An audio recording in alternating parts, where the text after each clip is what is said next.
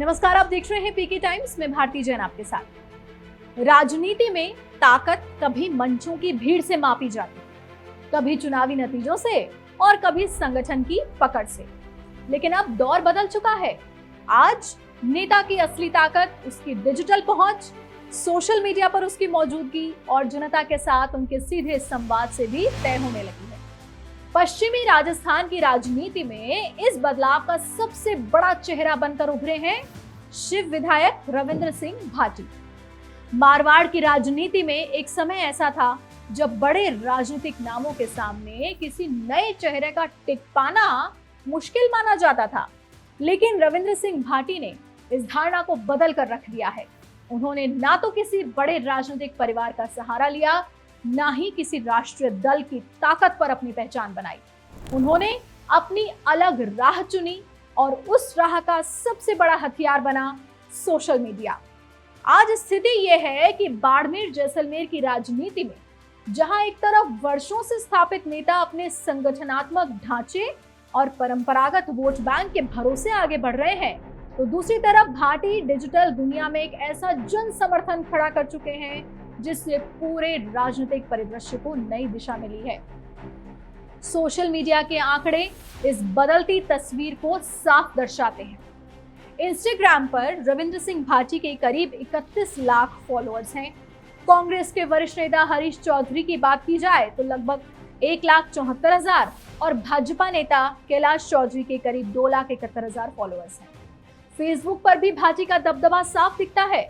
यहाँ उनके करीब 16 लाख फॉलोअर्स हैं, जबकि हरीश चौधरी के लगभग 4.5 लाख और कैलाश चौधरी के करीब 9 लाख फॉलोअर्स हैं। एक्स अकाउंट यानी कि ट्विटर, उस पर भी तस्वीर लगभग यही है।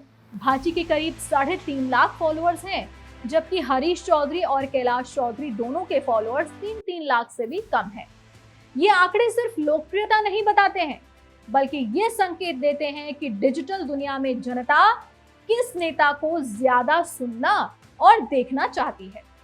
भाटी की जनसभाओं के वीडियो सोशल मीडिया पर अपलोड होते ही वायरल होने लगते हैं। उनके भाषणों की छोटी छोटी क्लिप्स, आम लोगों के बीच उनकी मौजूदगी और स्थानीय मुद्दों पर उनकी प्रतिक्रियाएं लाखों लोगों तक पहुंचती है। राजनीतिक जानकार मानते हैं कि भाटी ने सोशल मीडिया को सिर्फ प्रचार का माध्यम नहीं बनाया, बल्कि उन्हें जनसंवाद का मंच बनाया। यही वजह है कि उनकी हर गतिविधि डिजिटल प्लेटफॉर्म पर चर्चा का विषय बन जाती है। मारवाड़ की राजनीति वर्षों से जातीय समीकरणों के इर्द गिर्द घूमती रहती है। जाट, राजपूत, अल्पसंख्यक वोट बैंक यहाँ चुनावी रणनीतियों का अहम हिस्सा माने रहे हैं। लेकिन भाटी ने इस परंपरागत राजनीति के बीच एक नया रास्ता निकाल लिया। उन्होंने जाति से ज्यादा युवाओं को केंद्र में रखा। सोशल मीडिया के जरिए उन्होंने सरहदी गांव से लेकर शहरों के कॉलेजों तक पहुंचकर अपनी पकड़ मजबूत की। यही कारण है कि उनका समर्थन केवल किसी एक वर्ग तक सीमित नहीं है। इसकी 4 वजह हैं जिन्होंने भाटी को बनाया डिजिटल राजनीति का सबसे बड़ा खिलाड़ी। पहली वजह, तेज प्रतिक्रिया की राजनीति। क्षेत्र में कोई भी मुद्दा उठता है तो भाटी अक्सर सबसे पहले मौके पर पहुंचते हैं, चाहे ओरण बचाओ आंदोलन हो, स्थानीय विवाद हो या जनहित का कोई भी मामला।